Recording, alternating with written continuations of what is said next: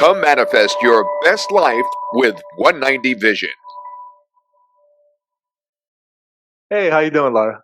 I'm doing great. Will you please share with us your name? Sure thing. My name is Dave.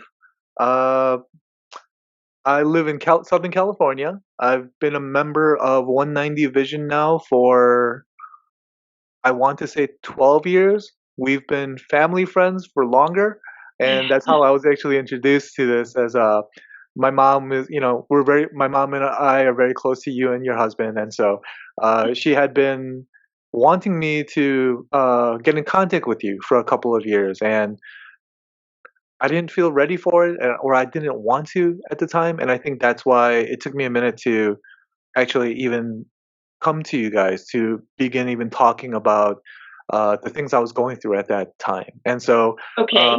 Well, before yeah, you go there, what is your background?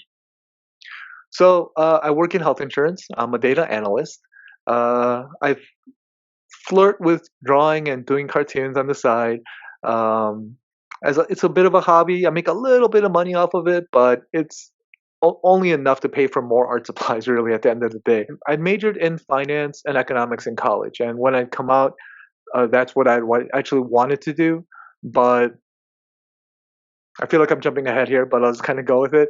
As I I felt so I was working that job, and it was very, very tough. I was just brand new out of college, and I had a lot of high energy. I wanted to do a lot of great things. I was very money motivated, Mhm. and so I worked quite a bit. I think I worked between 80 to 120 hours a week, which did not lead to the most healthy lifestyle. I think at the time I was always eating in my car, so it was always fast food, and being in your 20s, your metabolism runs quick, so you don't really notice it at first. But Uh-huh. I was eating a lot of Wendy's, a lot of different like fast food, and geez, I think I was smoking like 2 packs a day and drinking 8 to 9 cups of coffee a day. So I felt like I was very Okay, wait. When did you start smoking? Was it right after you got out of college or oh because of no. the stress of this 80 to 120 hours a week? No, actually, and that was actually one of the coping. Well, I had been smoking since high school, and since the end of high school. Uh, Okay. it was something. It just seemed kind of fun. But I also liked how relaxing it was, and it felt very soothing. And so when things would uh, get on my mind, and where I felt like I couldn't pull myself out of it, if I felt like I was using it to get a breath of fresh air, even though that's exactly the opposite of what I was doing. But Mhm. that's what I was using to go outside for a minute, calm down, and chemically induce myself to calm down. So I absolutely knew that's what it was at the time, but eventually I just really started liking that feeling. And a Mm. buddy of mine who's a physician, and at the time when we were talking about my addiction, he said it's tough because when you consider that how quickly dopamine enters your bloodstream with nicotine, that I think it's 0.01 seconds that the second it touches you. So even as it's grazing you, dopamine just like that releases into your bloodstream. So from a physical standpoint, he said there's literally nothing on earth that compares to that sensation. So he said, so from a very sympathetic standpoint, he was telling me, he goes, I completely understand why you cannot let it go and don't want to let it go. So that was a very interesting conversation that I had with my buddy at the time. Okay, so that's smoking. You were giving us background about yourself, but we're going to keep going here. All All right, right. so you had this stressful job, working 80 to 120 hours a week. You were smoking, and then you said something about drinking just now as well. Oh yeah. Well, um, I was a I was very much a social binge drinker, and that Mm. was something that I picked up in college. Where uh, it's a bit of a silly thing now. Obviously when I look at it, and maybe it was silly back then too. But that wanting to drink as much as you can and still be, I guess, okay with it. And so we, a lot of my friends, and it was a bit of a culture thing too, I guess, that with the different circles that I ran with, that it was very much a social binge drinking type of crowd. So we drank often and a lot. Uh, yeah, from Yeah, starting in high school. Yeah, so we went from high school, into almost my 30s. Yeah, into my 30s. Yeah, so for the course of what, About 10 to 15? 15 years, it Yeah, sounds. about 10 to 15 years. About, yeah, it was a habit that I picked up. So, uh, and the funny thing is my body can't really take alcohol too well, but I was just slamming it in anyway and just dealing with the consequences afterwards. So yeah, it was a very let's do this to have fun type of thing. But I mean, it was a painful way to have fun because those morning afters were terrible. But yeah, so I was drinking quite a bit too, and it didn't feel like a problem because everyone I was with was doing the same thing, so it didn't feel unusual, and it never felt like I was overdoing it, even though it would take me a day and a half to recover sometimes, from the night before, but it never felt like it was unusual because literally everyone I was with, or my social circle at the time, we were all doing the same thing. So it didn't feel like I was odd because everyone I knew, lived in this sort of way. Yes, it was socially acceptable. Exactly, across the board. So in every social circle I had too. That was the thing, and no one that I ever spoke with ever said, "Ooh, that sounds like you have a problem." Everyone's like, "Oh, I've been there," or "Oh, that doesn't even sound that bad." I'm like, "I know, right?" So it was it was a very interesting, I guess, social norm at the time that I was living Right. Definitely an interesting dynamic. Okay, going back now. You were working this high stress job. in. You were coping with it by having fun with your social network by Right, binge drinking, and you were smoking. Did right. you do anything else?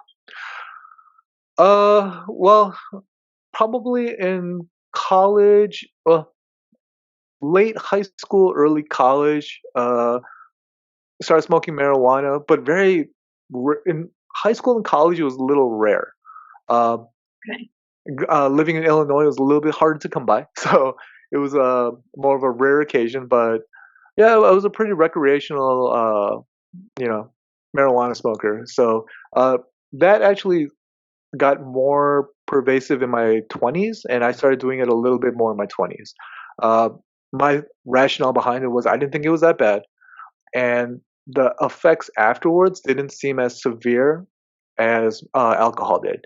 Because I would be hungover for a day if I drank, but if I smoked pot, I felt fine the next morning. So it didn't really. I was able to get that, I guess, that escape or that feeling of being somewhere else and not Mhm. having the consequences afterwards. So I started preferring that and started smoking a lot more marijuana, in my 20s.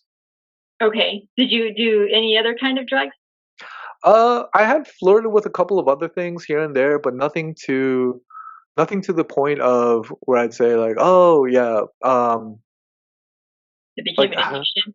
yeah, that I would even consider it addiction. Like I would, and there was a few that I didn't even want to try because I do know that by nature I had an addictive personality, or that was something that I was playing around with at the time. And so when I like something, I really like something. Okay. I, I used to collect comic books when I was a kid, and I really started loving comic books. And so when I would get into a particular series, I needed every issue. So I would scour Chicago and drive to just lengths on end to get if I found out they had an issue that I was missing, and I would drive there, for 40 45 minutes as like a 16-year-old to go buy the comic book and come back. And so somewhat that very strong of I need to complete it. If I like it, I like it all the way type of thing. So Got um, me knowing that,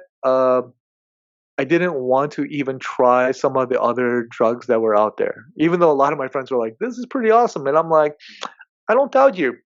I it. don't doubt you," and that's why I'm gonna stay away. So yeah, so that was something that I kind of stayed away from.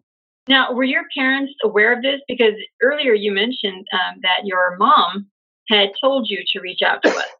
So was she aware of these addictions that you had when she This, mentioned that to you to reach out? uh, well, the smoking and the cigarettes and the drinking, yes, that was something that I didn't really hide.